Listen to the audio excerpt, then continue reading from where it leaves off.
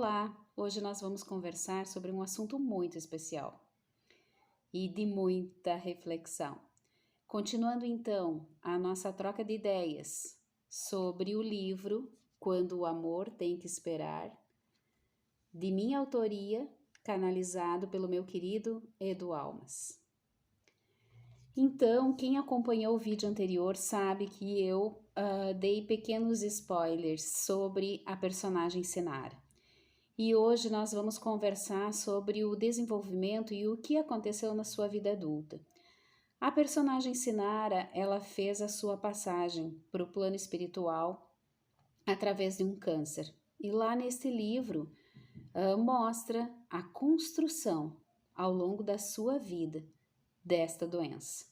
E então o assunto que nós vamos conversar é sobre como as nossas emoções constroem as nossas doenças.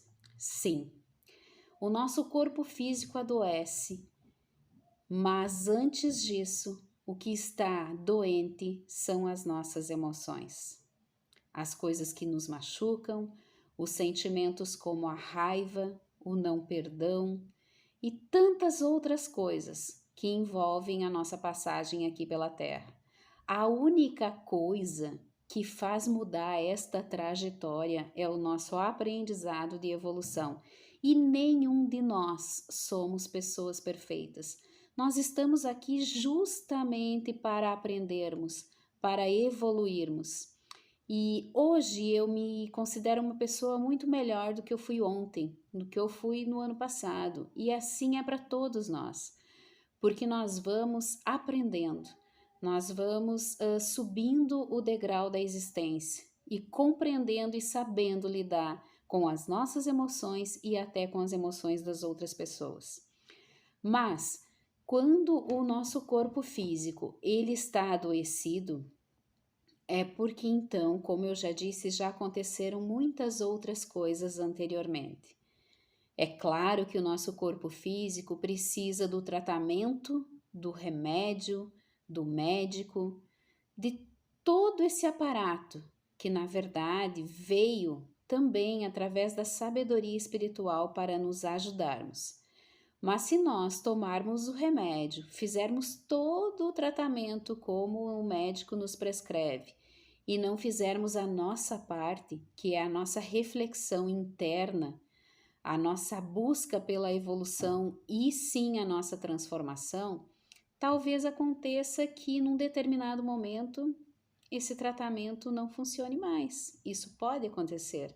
Quantas pessoas, até dentro da nossa família, eu tenho um caso desses que fez o tratamento, ficou muito bem e dali uns anos a doença voltou. E aí não conseguiu mais. Por quê? Porque não houve a ressignificação. Então, sim, nós construímos, de um ponto de vista espiritual, as nossas doenças. E como que a gente faz para reconhecer isso? Em primeiro lugar, se a doença já está instalada, eu preciso olhar para aquela emoção e buscar informação, buscar desenvolvimento, para que eu consiga mudar o meu formato de pensamento e de ação sobre a minha vida e sobre a vida das outras pessoas. Eu vou contar um pouquinho da minha história agora, que talvez fique mais simples de vocês entenderem. Eu fui uma pessoa que sofri muitos e muitos anos com endometriose. E eu tenho certeza que talvez muitas mulheres que estão me ouvindo já sentiram essa dor e é uma dor terrível. A dor da endometriose, ela nos judia e muito. Muito bem, vou fazer resumidamente, né, essa contação da minha história para vocês, porque eu teria muitas e muitas mais coisas para falar, mas vou fazer um resumo. O que aconteceu? Eu passei anos e anos fazendo apenas o tratamento físico, porque eu ainda não tinha evoluído, não entendia, não era uma estudiosa da metafísica como sou hoje e não compreendia a vida como eu a compreendo hoje. Então eu sofri muito durante muitos anos com essa dor e quem passou por isso sabe da dor que eu estou falando.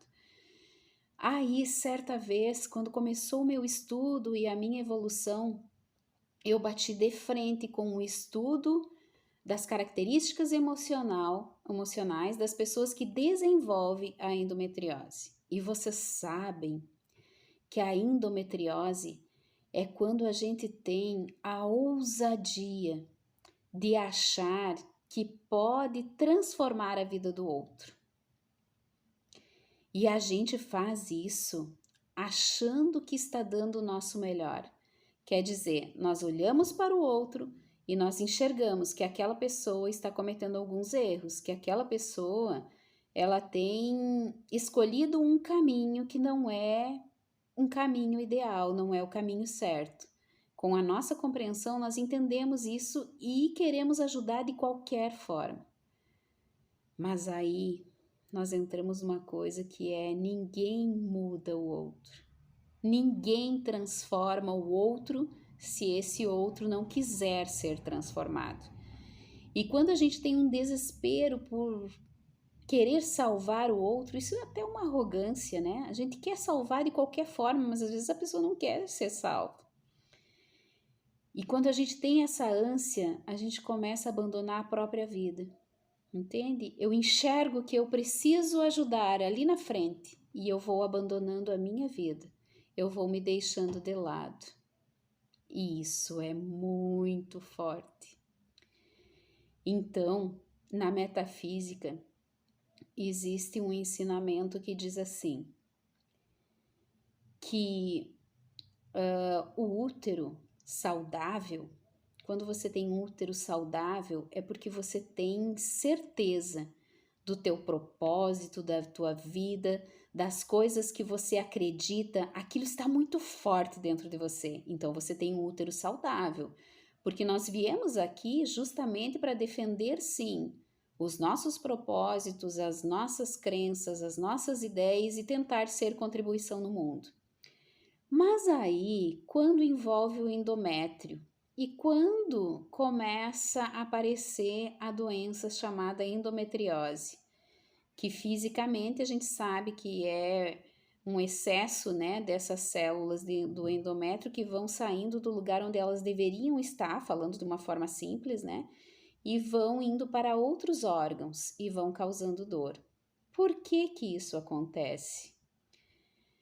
Porque você tem tanta certeza daquilo que você quer para sua vida, para aquilo que você acha que é certo, para aquilo que você defende, que você quer colocar isso para as outras pessoas de qualquer forma.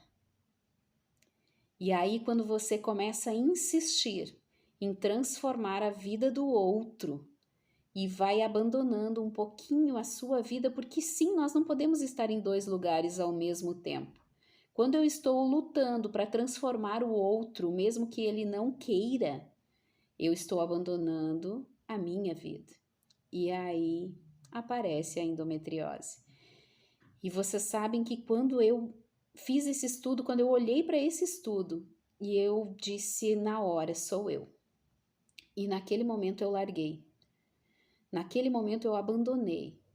Eu aprendi a respeitar a decisão do outro, mesmo que seja um passo atrás na evolução. Mas é o livre-arbítrio. A pessoa tem o direito de escolher qual o caminho. Quando eu entendi que o meu papel no mundo era compartilhar o meu conhecimento espiritual, apenas compartilhar e deixar que cada um tome a decisão do caminho que quer seguir, eu entendi como verdadeiramente eu posso ser contribuição no mundo. E aí, com o passar dos meses, a cada mês a dor foi diminuindo mais e mais e mais. E hoje eu não uso remédios, eu não tenho aquelas dores profundas e eu sei que eu estou numa caminhada, eu sei que ainda tenho muito que aprender e que às vezes até é natural do ser humano, né? Às vezes a gente dá uma fraquejada. Só que quando você tem a consciência, você pensa, opa, estou dando um passo maior do que eu deveria, e você recua. Então você está no processo de cura. Isso é uma coisa incrível.